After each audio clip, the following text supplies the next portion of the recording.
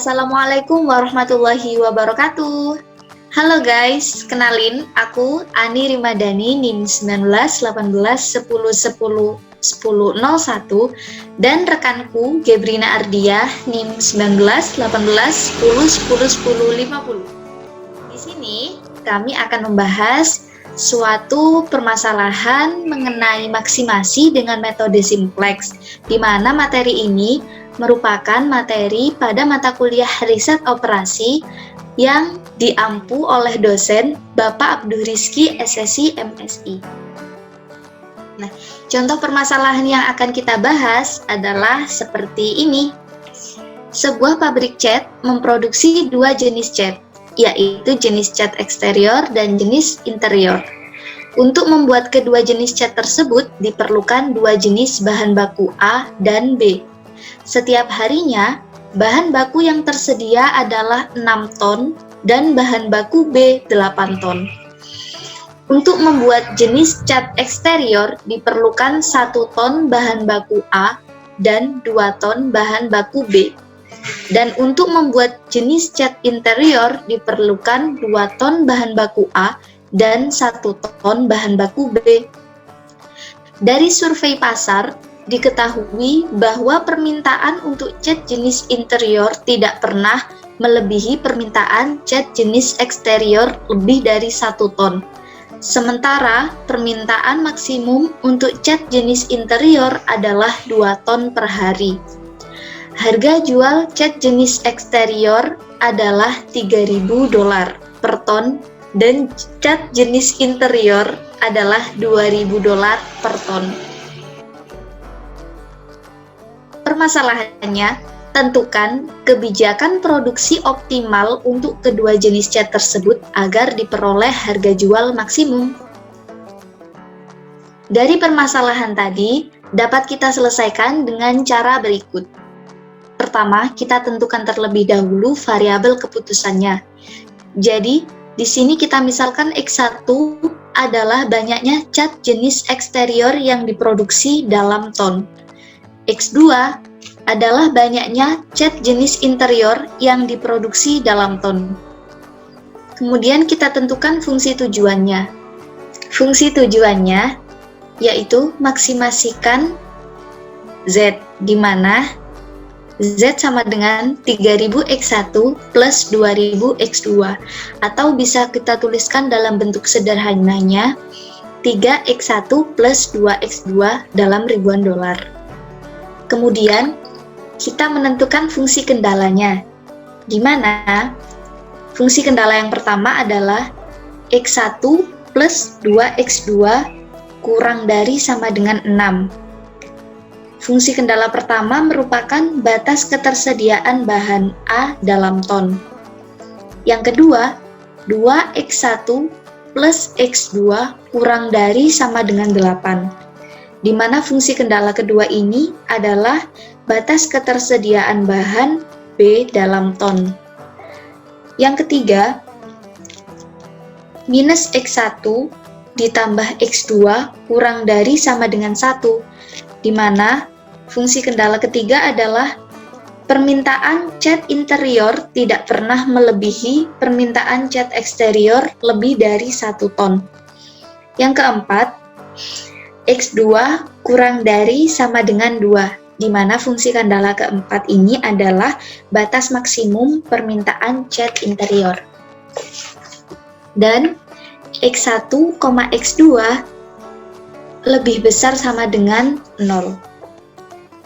Selanjutnya, untuk bentuk standar dari maksimasi Z adalah 3X1 plus 2X2 plus 0S1 plus 0S2 plus 0S3 plus 0S4 dengan batasan-batasan yaitu X1 plus 2X2 plus S1 sama dengan 6, 2X1 plus X2 plus S2 sama dengan 8, min X1 plus X2 plus S3 sama dengan 1, X2 plus S4 sama dengan 2, di mana X1 dan X2 selalu lebih besar sama dengan 0.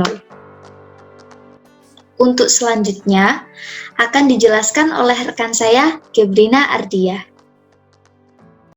Di sini saya akan menjelaskan tentang tabel simplex. Pada slide ini terdapat dua tabel. Tabel yang atas merupakan tabel awal simplex, sedangkan tabel yang bawah merupakan tabel baru iterasi pertama. Sebelumnya, saya akan menjelaskan apa saja yang ada pada tabel-tabel ini. Pada kolom pertama, yaitu CB, merupakan koefisien variabel basis, di mana variabel basisnya terletak pada kolom kedua, yaitu S1, S2, S3, dan S4. Kemudian, kolom ketiga dan kolom keempat merupakan koefisien dari variabel keputusan, yaitu X1 dan X2, pada fungsi kendala ataupun batasan. Kolom selanjutnya yaitu kolom kelima merupakan koefisien dari variabel basis S1 pada batasan. Begitu pula dengan kolom ke-6 hingga kolom ke-8 yang merupakan koefisien dari variabel basis S2, S3, dan S4. Kolom berikutnya yaitu kolom RHS merupakan nilai dari ruas kanan pada fungsi kendala ataupun batasan. Baik, selanjutnya kita mulai dengan menentukan kolom kunci.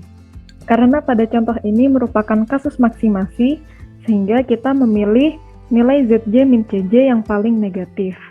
Dalam contoh ini yang terpilih adalah kolom pertama, karena nilai ZJ min CJ-nya adalah min 3, atau yang paling kecil. Selanjutnya kita menghitung nilai rasio. Untuk mencari nilai rasio yaitu dengan cara elemen pada kolom RHS dibagi dengan elemen pada kolom kunci atau kolom pertama, di mana untuk kolom kunci diambil yang bernilai positif saja. Sehingga untuk elemen pada kolom kunci yang bernilai kurang dari sama dengan 0, maka nilai rasionya dikosongkan. Selanjutnya yaitu kita memilih baris kunci. Untuk menentukan baris kunci, kita dapat memilih nilai rasio yang paling kecil. Pada contoh ini, nilai rasio yang paling kecil adalah 4. Yang mana terletak pada baris kedua, sehingga baris kedua merupakan baris kunci. Selanjutnya, mengganti variabel basis. Di sini, variabel basis yang bersesuaian dengan baris kunci akan dikeluarkan dari basis dan akan diganti dengan variabel non-basis yang bersesuaian dengan kolom kunci. Pada contoh ini, variabel basis yang keluar dari basis adalah S2. Dalam tabel baru, variabel basis S2 akan diganti dengan variabel X1, seperti yang terlihat pada slide berikut. Selanjutnya, kita membuat tabel baru iterasi pertama. Karena pada tabel awal, titik perpotongannya terletak pada baris kedua, sehingga untuk membuat tabel baru ini, langkah awalnya kita menentukan baris keduanya terlebih dahulu. Sebelumnya diketahui bahwa titik perpotongannya bernilai 2, oleh karena itu, harus kita jadikan 1 dengan cara membaginya dengan 2, seperti pada tabel di pojok kanan bawah, di mana baris kedua baru didapatkan dengan cara baris kedua pada tabel awal dibagi dengan 2, sehingga didapat nilai-nilai berikut.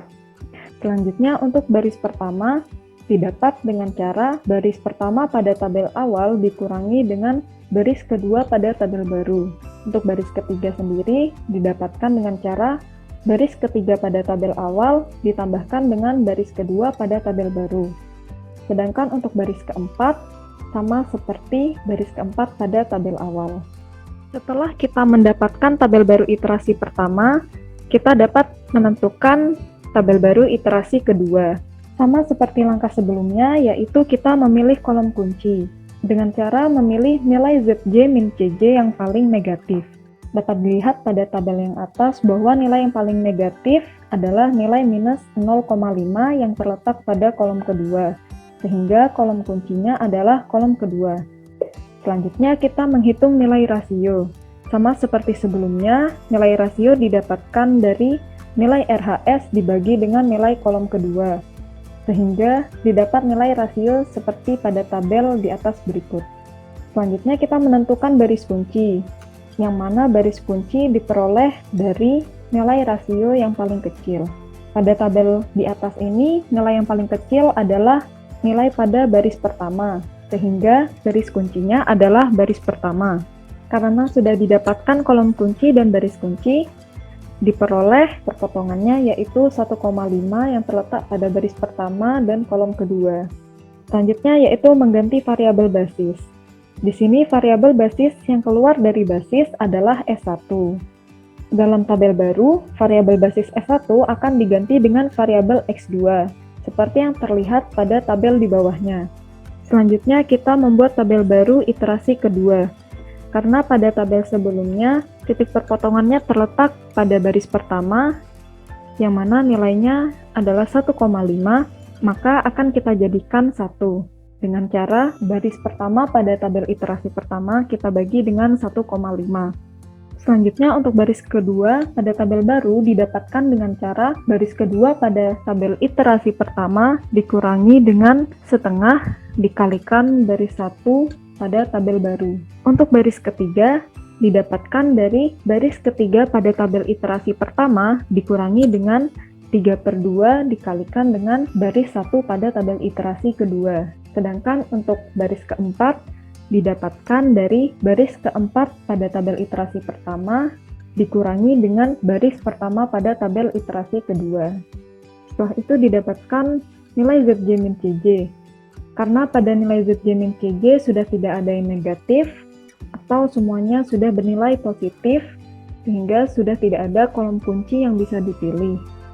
Berarti untuk kasus maksimasi sudah sampai pada kondisi optimal. Untuk selanjutnya akan dilanjutkan oleh rekan saya, Ani. Baik, dari tabel simplex yang sudah dijelaskan oleh rekan saya, bisa kita peroleh solusi optimal di mana X1-nya bernilai 3,33 ton, X2 bernilai 1,33 ton, S3 bernilai 3 ton, S4-nya 0,67. Di mana S4 adalah selisih batas maksimum permintaan X2 terhadap jumlah produksi optimalnya. S1 bernilai 0, yaitu bahan baku A yang habis terpakai, dan S2 adalah 0, bahan baku B yang habis terpakai. Jadi, fungsi tujuannya, yaitu Z, diperoleh 12,7 dalam ribuan dolar. Baik, sekian pembahasan soal dari kita berdua. Terima kasih, mohon maaf apabila ada kesalahan. Wassalamualaikum warahmatullahi wabarakatuh. Jangan lupa like, comment, and subscribe.